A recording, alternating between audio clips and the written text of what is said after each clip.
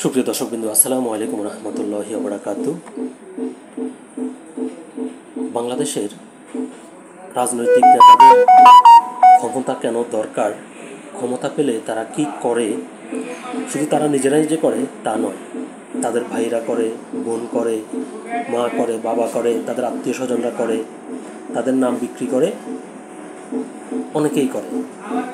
তো সেরকম একটি ঘটনার দেখা মিলেছে মাগুরায়, যেখানে বিএনপি নেতার ভাইয়ের ছেলে একটি টর্চার সেল বানিয়ে সেখানে 5 ব্যবসায়ীকে চাঁদার জন্য অমানসিক নির্যাতন করছে। এরকম একটি অভিযোগে তাদেরকে উদ্ধার করেছে সেনাবাহিনী। এই সংক্রান্ত একটি খবর দৈনিক যুগান্তর পত্রিকায় প্রকাশিত হয়েছে। চলুন দেখি খবরটির বিস্তারিত। ছাত্রাবাসের টর্চার সেল থেকে 5 ব্যবসায়ীকে উদ্ধার করল সেনাবাহিনী। মুক্তিপণ আদায়ের জন্য মাগুরার পৌর এলাকার সাজিয়াআড়া গ্রামের একটি ছাত্রাবাসে গড়ে তোলা টর্চার সেলে আটক 5 ব্যবসায়ীকে উদ্ধার করেছে সেনা সদস্যরা।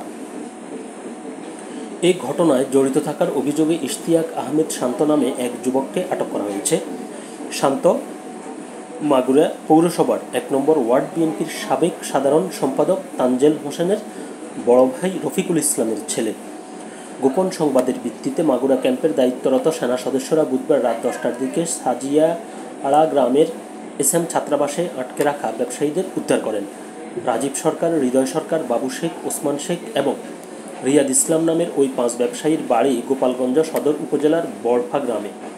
নানা ধরনের ইলেকট্রনিক পণ্য পেরি করে বিক্রির উদ্দেশ্যে গত 21শে মে মাগুরা এসে ইশতিয়াক আহমেদ শান্তর খপ্পরে পড়েন তারা।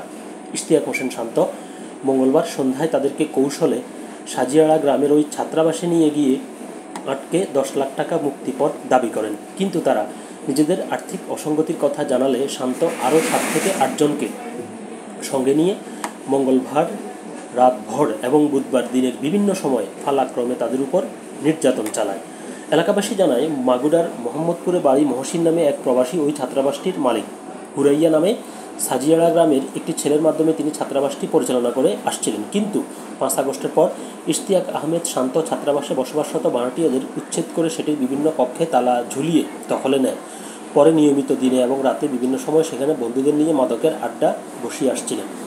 মঙ্গলবার ওই 5 ব্যবসায়ীকে আটকের পর তারা সেখানে সাউন্ড বক্সের মাধ্যমে উচ্চমাত্রায় মিউজিক চালায় তাদেরকে নির্যাতন করে বলে জানায় এলাকাবাসী। বুধবার রাতে ওই ছাত্রাবাস থেকে আটক ব্যবসায়ীদের ছাড়াও নানা ধরনের মাদকদ্রব্য উদ্ধার করে সেনা সদস্যরা। পরে রাতেই তাদেরকে সদর থানা পুলিশের হেফাজতে দেওয়া হয়। মাগুরা সদর থানার ভারপ্রাপ্ত কর্মকর্তা মোহাম্মদ আলী জানান, এই ঘটনায় আরও কয়েকজন জড়িত রয়েছে বলে জানা গেছে। তাদেরকেও আটকের চেষ্টা চলছে। এদেরকে ধরে ফিটাইয়া এদেরকে প্রকাশ্যে আপনার এই রাস্তায় এদেরকে ঝুলিয়ে ফিটানো উচিত। এসব বদমাইশ এদের মতো এই আপনার ক্ষমতার অপব্যবহারকারী রাজনীতিবিদদের ছত্রছায়ায় থেকে এরাই বাংলাদেশটাকে অস্থিতিশীল করে রাখছে এবং এদের কারণেই মানুষ জিম্মি হয়ে বিভিন্ন ধরনের অন্যায় অবিচারের শিকার হচ্ছে। আইন প্রয়োগকারী সংস্থাকে বলবো, এদেরকে যেন দৃষ্টান্তমূলক শাস্তি দেওয়া হয়। এদের মতো আরও যারা সারা বাংলাদেশে রয়েছে এদের সবাইকে যেন আইনের আওতায় এভাবে নিয়ে আসা হয়। সবাইকে ধন্যবাদ। ভালো থাকবেন, সুস্থ থাকবেন। আল্লাহ হাফেজ।